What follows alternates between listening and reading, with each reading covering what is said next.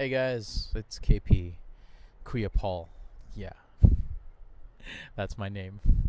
I always laugh in the beginning of all my podcasts because I don't know if it's like not really nervousness, but just more like I don't know. It's maybe that kind of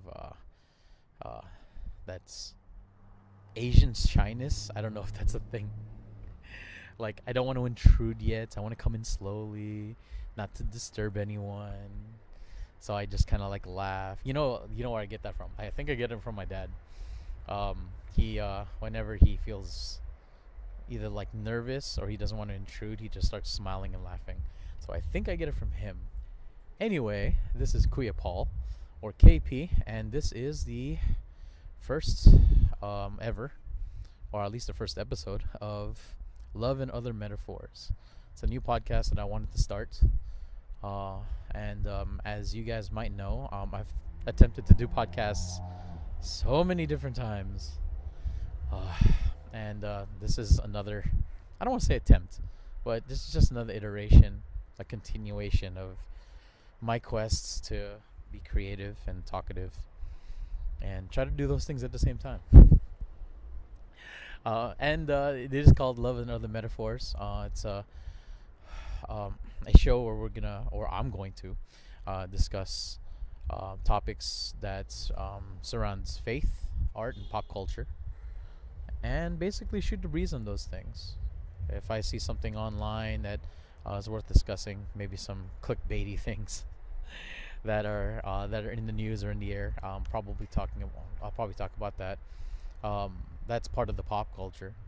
Uh, Also, in terms of arts and things going on, I'll definitely be talking about that. Any kind of new works that I'll be working on, shows, things like that. I'll definitely be highlighting those things in the show as well too, and I'll definitely be talking about my faith overall, and hopefully not coughing a lot. Just to let you guys know, I'm getting over sickness. Don't worry, listening to the podcast, it's not contagious. It was actually the flu. I don't know if anyone else had actually gotten it. I ended up getting it, and it sucked. About 4 days, I was basically out of commission. I was stuck in bed most of the time, just trying to recover. I caught it shortly after I went to a friend of mine's. Excuse me. Yeah, that's gonna be the podcast for the most part. Maybe I should put my sweater on. Give me a second, guys. But I'm gonna keep talking as well too. I'm gonna see if I can stand this thing up so I can keep talking, and I'm gonna put my sweater on. But yeah, like I was at my friend's party in down here in Covina area, West Covina. I caught it shortly after that party. I was out until about maybe 2 o'clock. It might have been because of like the weather. It was getting cold.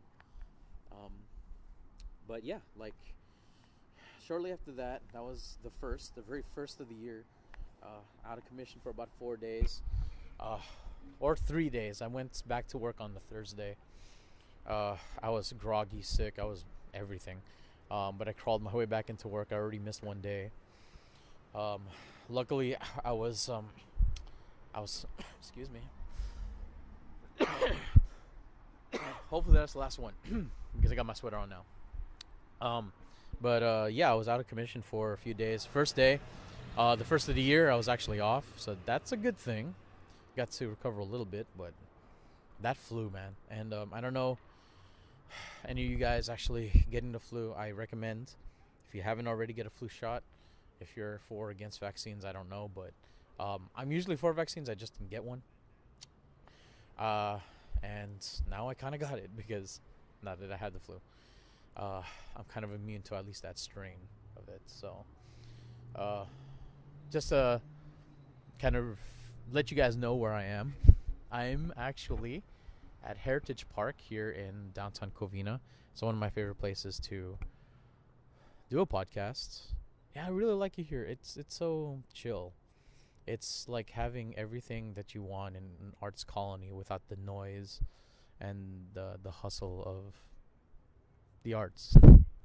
Not that it's a bad thing. It's actually a good thing because it's a little bit more peaceful. And I do like downtown Covina. If you've ever been here, I really recommend just taking a walk. It's really not that much in terms of a long boardwalk. Uh, Maybe a quarter of a mile at most. But it's very picturesque. Uh, it's very it's very kind of like old town rural, with of course a hint of modern, and a lot of really great picture opportunities. I take a lot of photography over here, personal photography, here in downtown Covina. Considering it's my hometown and I like it. And I'm sitting here at the large theater gazebo. Is it a gazebo or just stage?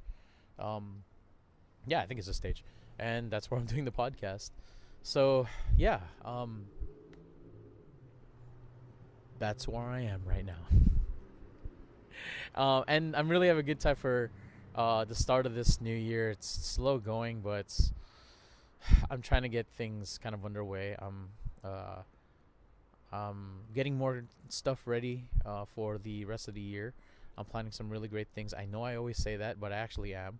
I mean, come on. The last time I said those things, I had a video come out, I had a book come out, and yeah, I kind of been on a kind of a public announcement break ever since then. But I am planning to do some really great stuff this year. So I can't talk about it yet because it's still in the works, and I don't like to brag about things that aren't even completed. But I am planning to do a lot of stuff with my art.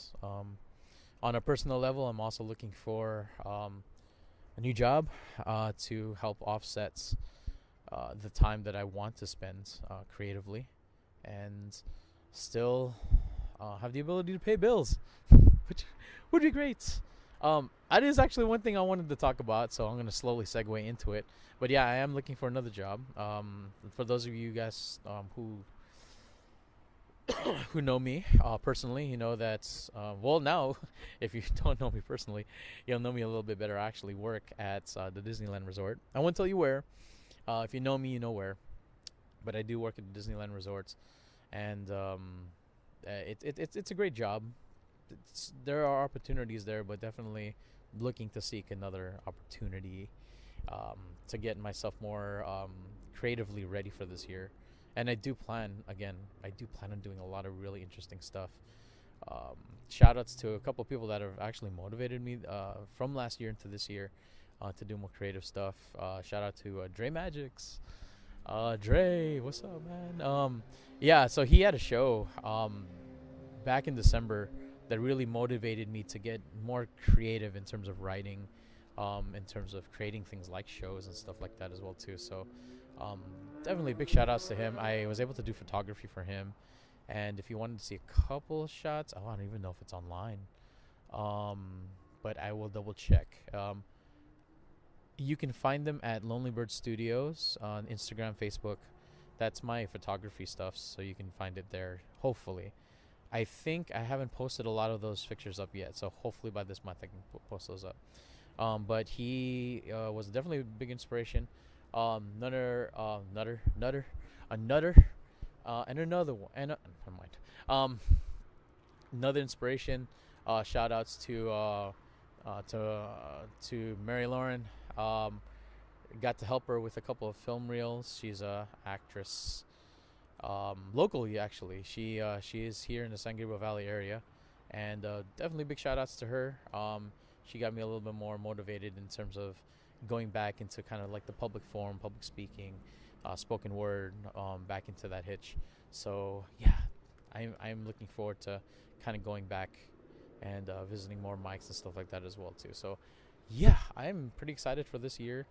Planning to take a lot of risk in terms of my art, in terms of pushing for new and creative outlets and projects as well too. And hopefully you guys can see it throughout the year, and I'll give you guys more announcements. But I guess that does segue into the thing that I wanted to talk about today. The idea of becoming like a professional artist. I really had. Oh, you guys hear that? That's the train. That's the metro. Oh, which is another thing I like about Covina. Like it's so hustle bustle, but it's not too city. It's just city enough. Okay, well, that being said, that's a transition. I always say that about my city, Covina. I love Covina. It's just noisy enough. It's not too noisy, but just noisy enough to that there's like life and activity always happening. Um, so I've always liked. She is running really okay. So I'm looking at a family going back to the car. Like a girl is like crab running back to the car, and it was just like kind of awkward. She's just like legs spread out, just like crab running, not even walking. It was funny. Anyway, so this is what the politics can be: love and other metaphors, man. Like, all these things are metaphors. Metaphors into what? Metaphors into man. I mean, metaphors into. Oh, if I was gonna be honest, you know what this podcast is about? Oh man, I don't mean to transition into like this, but let's talk about it. So the reason I'm calling this love and other metaphors, freak. So it's because I thought about the idea of like, well, I do a lot of love poetry, and I like that being my niche. I've had people talk to me about like, well, don't you want to keep more broad, being like an art, like a general artist? But the thing is, my heart has always been talking about love and passion and relationships and adoration and mostly all this centered on the love that God has for us. And that's my faith. Is who I am, and um, even in my ministry, I always bring things back to how much God loves us. So I thought about the idea of this podcast is like I just want to talk about like the things I'm passionate about and my faith in which I'm most passionate about. And how all these things like art and pop culture and everything that that I that that I like in my life, and how that all centers upon my faith. So I thought about that, and I thought about love, and I thought about the verse, like God is love, and everyone who loves is born of God and knows God. If you don't love, then you don't know God, because God is love. 1 John 4:7 and 8, I believe. Oh no, beloved, let us love one another, for God is of love, and everyone who loves is born of God and knows God. Okay, so yeah, 1 John 4, verse 7 and verse 8. So I thought about that is we love because He first loved us. God loves us. Let me tell you, I'm gonna make that clear. God loves us.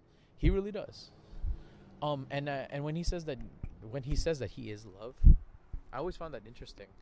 And it's not that I want to get super theological, like in terms of like, well, God equals love, which is true. But I think He also uses the aspect of love, in which He is, but He uses the aspect of love as a metaphor, um, and love, and love between like other people, and He uses that. He uses that image as a metaphor for His love for us, and the love that He wants us to have for Him. So again, not to get too theological, because people are just like, well, God is love. I'm like, understand, but even just the way that you say it, God is love, sounds like a metaphor, even though it's not. Even though we really are equating God and love as basically one and the same. Although there could be an argument that it's like maybe it is God using a metaphor. So I just kind of played on that and said love and other metaphors. I think the idea of love, like the love that we have for each other, love that we have for our special someones, our spouses, our children, our friends, our family. I think that those are all metaphors of the type of love that God wants to have for us. Bam, love and other metaphors, and that's my podcast. So yeah, that's what gave birth to the title. I hope you guys like it.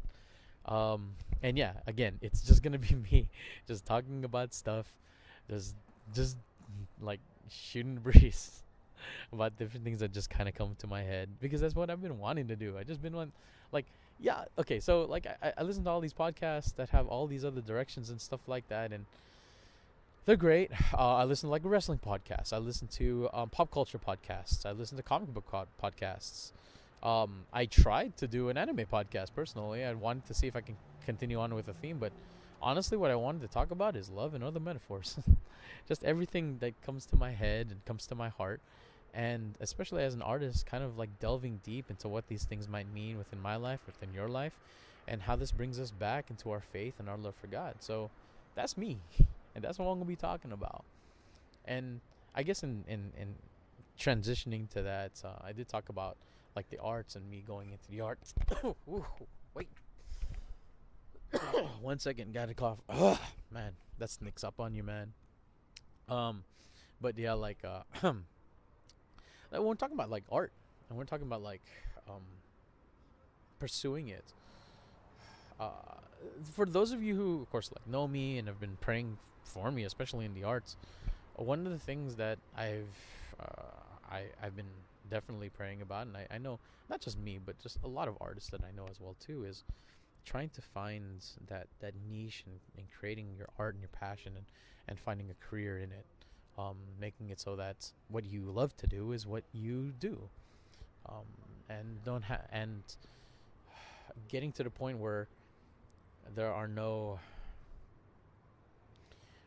financial constraints, emotional constraints, even physical constraints for you to be able to do what you want to do and make a living out of it. As for myself, I mean, I'm trying to be smart. I am. I'm really trying to be smart. I mean, I'm gonna keep a job. I'm not gonna lose my job. I'm gonna keep a job, or at least a source of income, where I know that I can have some control over like the money that's coming in, um, and having the responsibility to take care of those responsibilities. And I know a lot of people that do the same thing as well too. I've met a lot of artists, poets, poets that have gone through the same programs that I have gone through the same, um, mics have gone through the same journeys, that that have different degrees of their poetry life. And again, it's not just poets, but since I'm a poet, I'm going to talk about poets. I mean, I've met poets. I've met the. I was trying to think of his name, but the one of the leads, or the lead actually, of the Poetry Lounge in L.A. I cannot remember his name to save my life right now. But I've heard him do spoken word in several venues, and one of his testimonies is that he does his art and he does his poetry full time, to the point where he's paid for his family. He's paid for his relationship with his wife. He's paid for a house with poetry. He literally says it that way. I bought a house with poetry, and I was like, "What the heck?" And I think a lot of poets, I think a lot of artists of that same of that same nature, want to get to that same caliber, where you're just basically using your work, and your work is sustaining your life. Um, as a poet, I'm not there. I am. I am definitely in a hybrid, at least for right now, um, and at least for the foreseeable future. Um, although I'll say this, like, God knows my future, so I can't totally see my future 100%. But I'm definitely a an art an artist hybrid. Let me say it again. An artist hybrid, where I go back and forth. Like, of course, I need to have career. I do have a degree that I use um, to to sustain and maintain a job, uh, and that pays the bills. But then, of course, there's the other side. And you know what? Like, especially in this generation, I've seen it a lot. So, especially in my family, honestly, where there's kind of that idea of living a hybrid life should be um, the the jumping off point into pursuing careers. Like, I have a lot of my cousins going back to school and living that hybrid. Like, okay, I have work, but I also have to reestablish myself in this part of my life, my passionate part of my life, my artist part of my life, um, because this is something that I'm very passionate about. I think a lot of people are like that as well too. I don't mean to say this is just, just for artists. I think a lot of people. Oh my gosh, I'm sorry, I'm coughing a lot, but I think a lot of people find passion, perhaps not in the arts, but perhaps within their own career choices. Um, Doctors, for example, nurses, people within the medical industry have a passion for helping others, and that passionate part of their life is something that they pursue, albeit within this iteration of society right now, and I think this is true to society in general, but the more how would I say it? Like the more I don't want to say like the more regular jobs are definitely the more, I don't want to say acceptable. They're not. It's not about that. Let me back up before I like step on my foot for saying the wrong word. But basically, it's like there are a lot of jobs that people can be passionate about that societally are more embraced. Uh, the idea of artists, I think always, for the most part, the idea of artists have always been a very risky proposition in terms of career. I think that's fair to say. I think if someone said that I wanted to be an artist, um, usually it's equated with a person that has either very great talent and or I'll say and or a person that is incredibly hardworking despite possible and continuous rejection. I guess that covers my bases, but you kind of know what I mean. That there's a lot of risk involved in terms of it. Honestly, there's a lot of risk involved in a lot of jobs. I mean, being in business, in investments, in terms of like financial planning is a little different, but like investments like stock market, or running a business or starting a business, things like restaurants or retail chains or startups, there's a great number of risk involved, just as much as trying to get your art out there and have it accepted, and of course like widely accepted to the point where people are paying you for it. I think there's a lot of risk involved in life, and not too many people not too many people regard the risk. Not necessarily just because, I'll say this, not too many people regard the risk because not too many people want to take it. That's somewhat fair to say. Um, and risk is a weird thing. I mean, I just in terms of like financially risk, I I graduated as an economist, so I have some say in terms of risk because I've taken some kind of risk management courses, namely stock market, return, um, corporate finance. The idea of risk and risk assessments. Um, it is true. Sometimes the greater risk, the greater the return, but definitely there is greater risk. There is definitely a percentage of fallout that is that is higher when risk is involved. That's really what it is. It doesn't even have to be business, and I guess I say this to artists um, more as a comfort. Everything will have risk. the the idea of pursuing your art should be risk assessment. A lot of, and I mean, if you want to talk about like if you want to really talk about like pursuing your art, but pursuing it in a way that you might feel more comfortable, I would really suggest have a conversation with like a financial planner, have a conversation with like someone who runs um, who uh, who runs like financial accounting or investment planning, because one thing that they're going to teach you, and I may be rusty on this because it's been a while, but one thing that they're going to have you do is to manage your investment portfolio.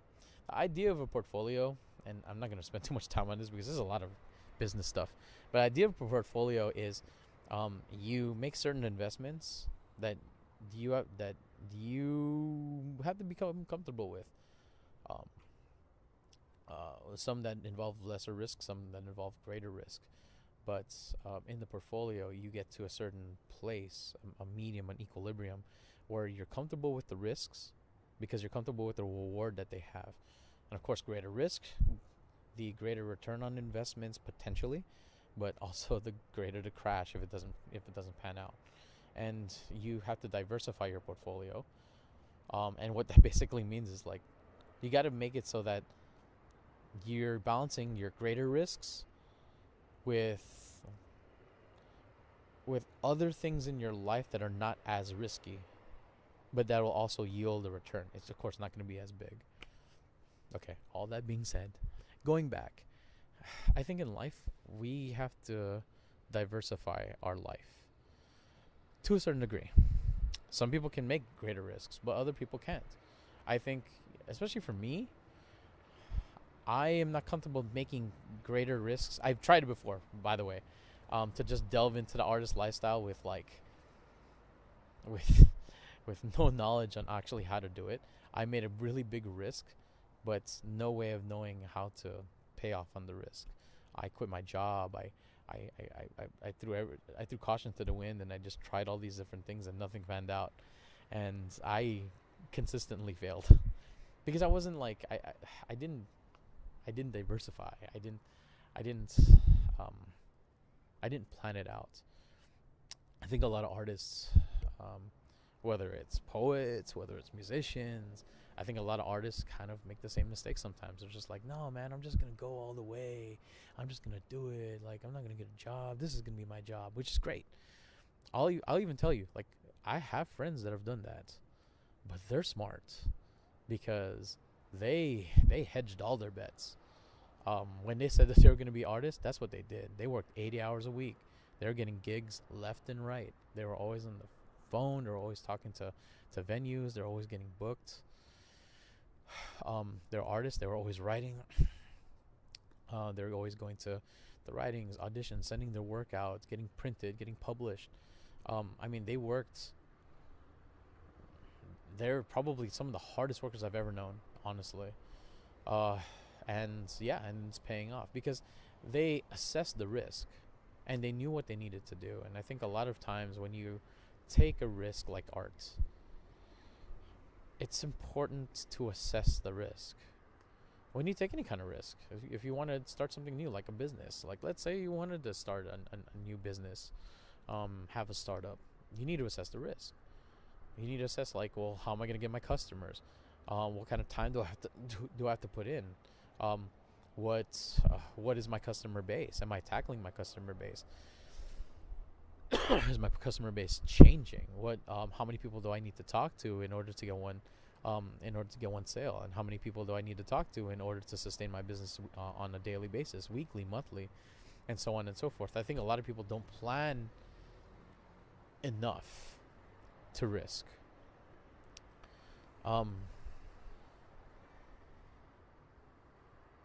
And I think for all of us who plan to do something daring, especially this year, I am definitely not saying don't, because I'm planning to do daring stuff this year. But I've learned more often than not that it doesn't hurt to plan. In fact, it hurts less when you do. And the more you plan, the less it'll hurt. Not saying don't take risks. I'm saying when you take a risk, make sure it's the least amount of risk you need to take. You don't have to take big risks sometimes. Sometimes you can take a really big risk, but have a really big net. Take a really big risk, but take a really big parachute with you. Like, honestly, that's it. Diversify your portfolio your life portfolio. Make sure that you are comfortable with the risks that you're taking. And I say this, I mean, for myself, like, I say this because I need to hear it. I need to know that, like, geez, like, if I'm gonna take a risk, man, I need to plan it out. And that I think that's what really excites me about this year, and this podcast, is that I am seeing what the risks are involved. I'm seeing what I'm comfortable doing. But I'm not stopping risks. I'm not stopping. And if I've been saying risk a lot, for you of the faith, let me change it to faith. I'm taking a lot of steps of faith. But you need to take a step of faith. But it doesn't mean that you don't need to plan it out and then take a step. Plan it out and then take a step. Plan it out and then take a step. I think for me, especially for this year, one of the things that I definitely want to plan to do is to plan more, dream more, but then but make my dreams a reality by planning them out, making sure that I've assessed the risk and I'm comfortable with the risk that I have to take in the future.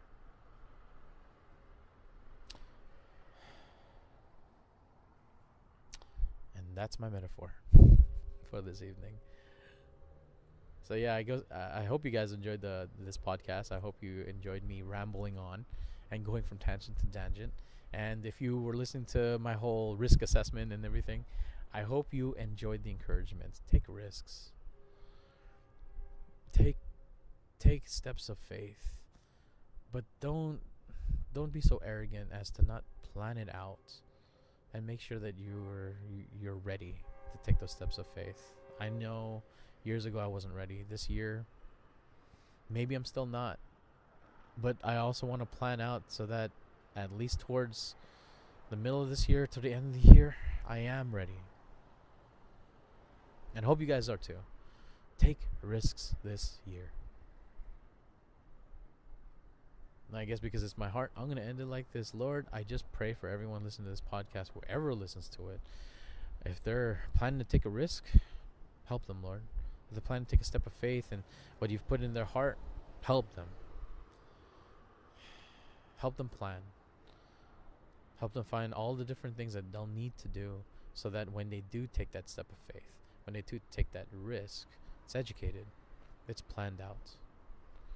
And when all those plans come to fruition, when all those plans come to a head and they're finally in it, let them know that their plans mean bulk. It means nothing because you have a greater plan in store for them. I think that that's the real lesson. To be able to take risks and know that the only thing that's really going to hold you up in the end is the Lord. And it's God. I need to know that, Lord. So everyone else that listens to this podcast, let them know it as well too. In your name I pray, amen. So yeah, that's my metaphor for this evening. My name is Kuya Paul, and I hope you continue to listen to these podcasts. I plan to have them, you know what, whenever I feel like it. If I start having a schedule, that'd be great. But if I don't, I just hope you like them every single time you see them. Take care. God bless.